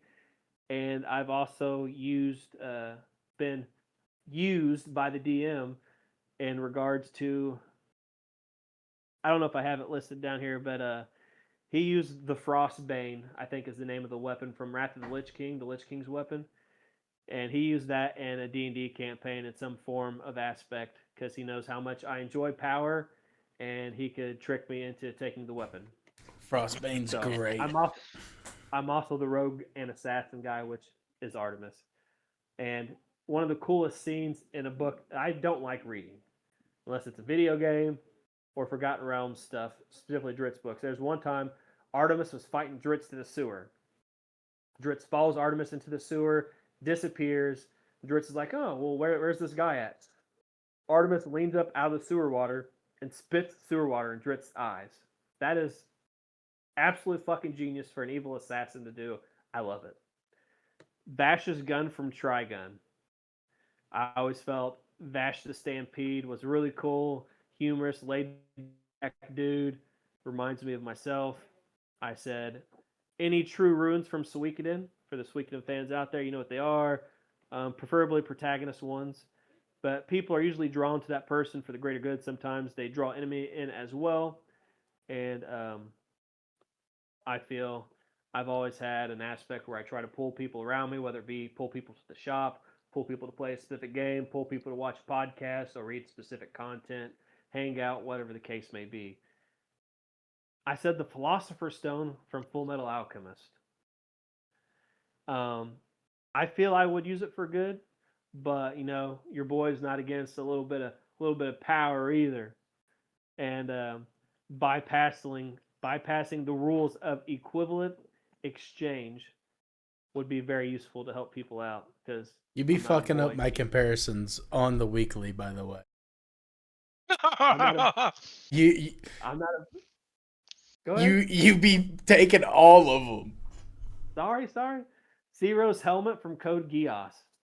Wait, If are you these guys, all for you? Yes, he's yeah. taking everything for himself. You get to pick one. We're redacting all that. You get to pick one. No. I got a lot for No. you. All right, Go ahead. max 2 per person. 2 per person. I You gotta choose. No, you gotta choose 2. Well, You I'm can't run finishing through the reading whole this list. because I've already. Oh, there's way more than I picked. You guys Well, got to do I some know research. there's for me too, but we gotta tone it down in some way. All right, I will try to do better in the future, but I can't. I make no promises. Zero's helmet from Code Geass. If I had any power, the one thing I'd want is the power to control people, and that's how I was able to determine outcomes. I already mentioned Frostmourne. I did put that here. Um, Kirito's weapons, Elucidator and Dark Repulsor, is all about protecting his friends and allies. I feel all of us here could technically fit those weapons because we all care about each other, etc. Um, the one thing I fit, this is probably this one I think fits me the second most, is Miroku's Wind Tunnel. And I say that because it's a cursed thing from Miroku, bestowed upon him by Naraku. I feel like there are things that haunt me from my past that will probably do that for a long time. So feel that kind of fits me. And the one I think fits me the most is the Hokage hat. It's a symbol of immense power, wisdom, and responsibility. The person who wears it holds the ultimate authority and knowledge of the village history, and I feel to bestow knowledge and wisdom in a similar way onto my friends and family. Q. I want to start off with my number one for you Okay. because this is the first thing I wrote down before I did anyone's. I said Pokédex, Pokeball, or shiny amulet or bracelet. I can't remember what it's called, The but charm. Pokédex, Pokeball, and the shiny charm. I think you're the perfect Pokemon trainer. I think if you were in the Pokemon world, you'd be like the number one person and number one breeder, friends of all Pokemon. I also picked the Sorcerer Philosopher's Stone from Harry Potter because only someone that's pure of heart that would want to protect it but not use it could get it. And that's what Dumbledore explains to Harry why Voldemort couldn't get it as Professor Quirrell. The Keyblade. You remind me of Sora's fun loving attitude, so the Keyblade's a perfect fit. I don't know if you guys have seen Rising of the Shield Hero, Oh yeah. but Naofumi is the Shield Hero, and the Shield is a growth type of shield for offense and defense. I felt at times Q's all about defending, and I believe you are the ideal friend that would defend his friends to the end of the earth. Number 2 for Q. This was the second one I wrote. The Flying Nimbus. Hell Because yeah. Q is similar to Goku in that he's pure of heart. Also pick the Power Pole. It's passed down as important heirloom, and I feel you would value something like that if you had an heirloom and would do the same for your kids, etc. The Hive Stone / Mirari from Magic the Gathering, because my reasoning in parentheses is slivers. Yep. Fair enough. Kuro Kabuto, which is, I think, the name of Usopp's weapon from One Piece. I just think you guys have similar comic relief qualities, and I feel you could rock a fucking slingshot better than anybody. Don't know why I think that. Skags, this is gonna be interesting for one specifically. I picked the I picked the Star Dragon or Celestial Sword. It's Celestial Sword now. If you play the remasters, you remind me of this character named Victor from Suikoden 1 and 2. And I believe you would have the type of relationship Victor has with the sword. The sword's an intelligent weapon, talks to Victor. Victor kind of talks shit to the sword like he's the boss. But the sword's like, hey, you can't fucking do this without me. And I feel Skags and this sword would have the same talks. The Chain Veil for Magic the Gathering. Okay, the Chain Veil. Okay. The Chain Veil and Magic, I think, would give what you'd give into the Chain Veil like Liliana did. It's a cursed artifact. Liliana gave into the Chain Veil. It's Liliana the Chain Veil is a whole planeswalker card. Samehada from Naruto. If Skags had a weapon in Naruto, it would have to be that because you give me Kisame vibes sometimes. And what's perfect then having a whole bunch of chakra and Samehada. The Death Note. And I picked this specifically because I feel if you know what the Death Note is, I feel Skags got angry enough. In parentheses, I put, you know what would happen. I got a few names to write down already. I could be wrong about this name, Zangetsu from Bleach. Oh. It's a weapon that keeps getting more powerful and cooler over time, and I think that would be the perfect weapon for Skags.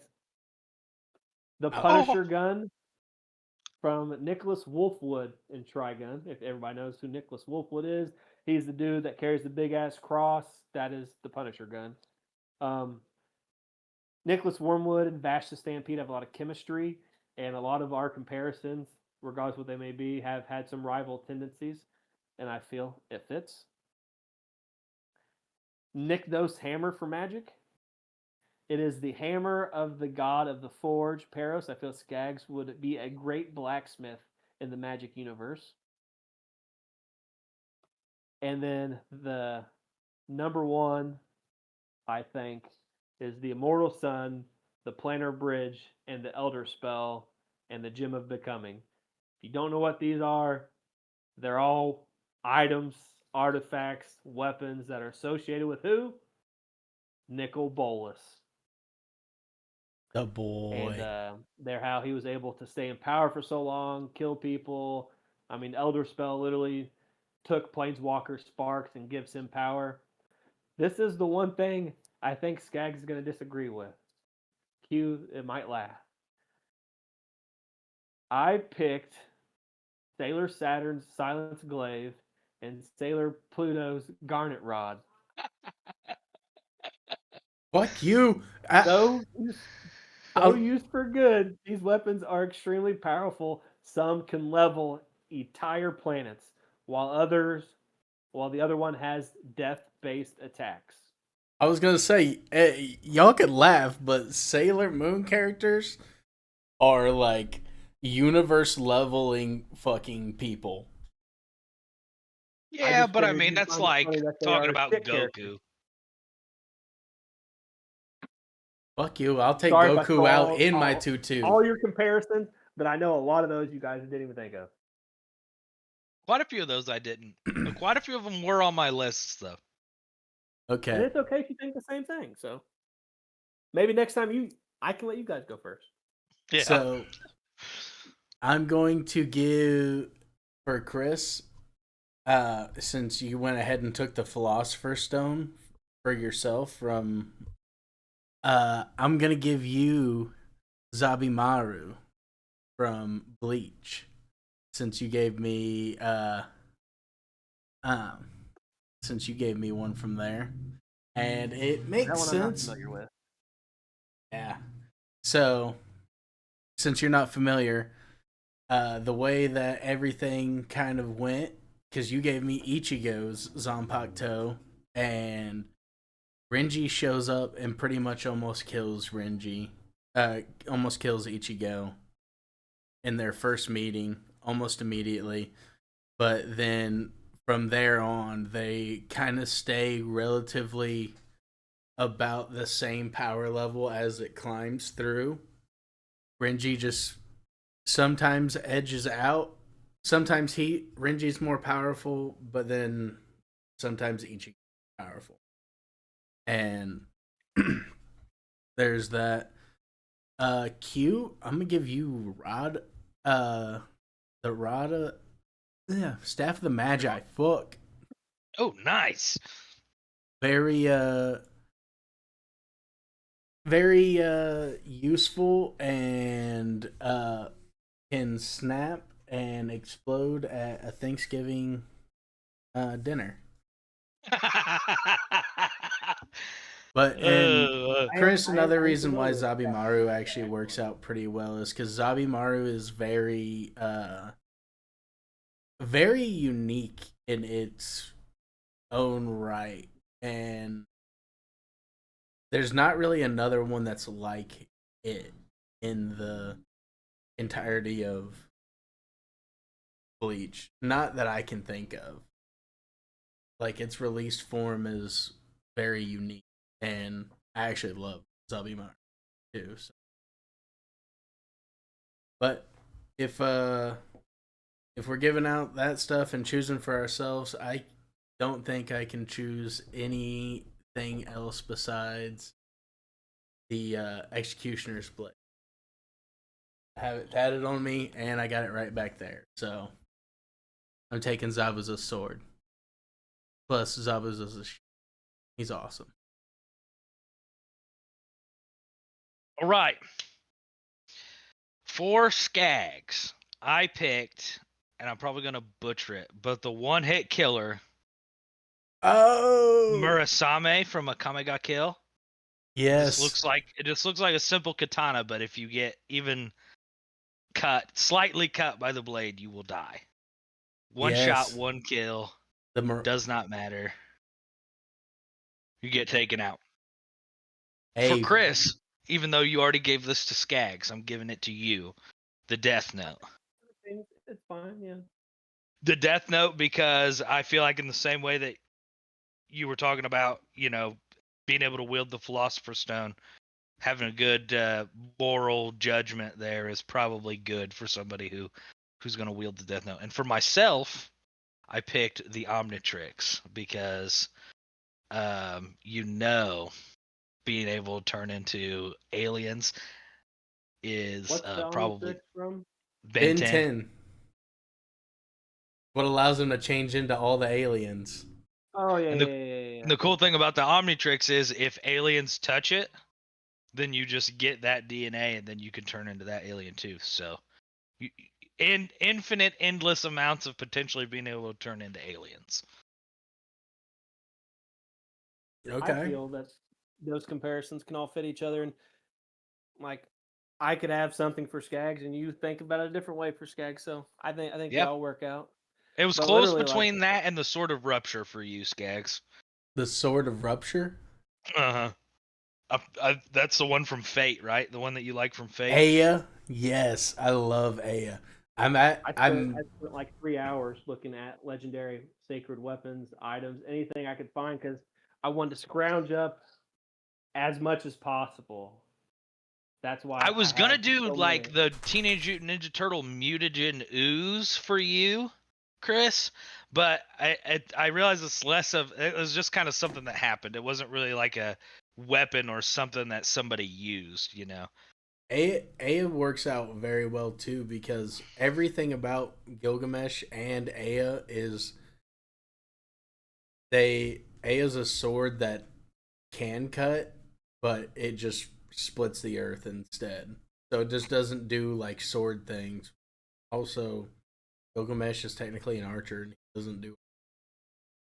And I always Yeah, try and take things and make them do things they're not supposed to. Great. I think I think those all worked out as we head towards in the show. I do want to say before we close out, the next comparison. You guys think we should do something relevant to a topic that we had today? Mm, Maybe Avatar comparison. Uh, Oh. okay. Wait, Unless, I'll say, unless you want to do something else, is fine too. well, here, because I think this one's really good. All right, so next one, you choose one world where somebody gets to be put into that you think that they would actually be able to function and thrive well, Thrive and and thrive. they we're not blocking it off like if you're in Naruto you don't have chakra or anything. You have chakra, you have ki, you have whatever. You get whatever that stuff is in there. But what universe do you think each other would thrive in? That's actually interesting that you mentioned that because my end of the year big community gaming article, I'm getting ready to start uh, sending out messages to people to get them to see if they're interested. Is what video game world do you want to visit or be trapped in? I can't remember. I haven't thought of an actual title, but it's similar in a fashion to what you just said, so it's kind of interesting. So Oh yeah. before we close out the show, I do want to say I did kind of start streaming again. Not very consistent, however, it's easier to export something directly from Twitch to YouTube since I only can console stream. I don't have it set up yet, but I have been since we didn't do this to begin the show. I have been speed running Suikoden 2 HD remaster in the 108, not 108, Suikoden 2 HD remaster hard any percent with no turbo, meaning I got to fucking mash through all the dialogue boxes. Unfortunately, my last run would have been world record if I would have finished it, and I would have been comfortable with it. However, some of the notes were off. They have been fixed after consorting with the guy that has the world record for any percent with turbo. We adjusted the notes and fixed stuff that's missing. So, I've been posting them in general chat and on my all my social media. You could check out all those runs on my YouTube. YouTube should just be Chris Jones, I think. I don't know, but you can find you can find a link on my Twitch, on my Facebook when I post videos. Make sure to go check them out. I haven't seen Skag stream in a while. I've been looking. Have you been streaming, sir?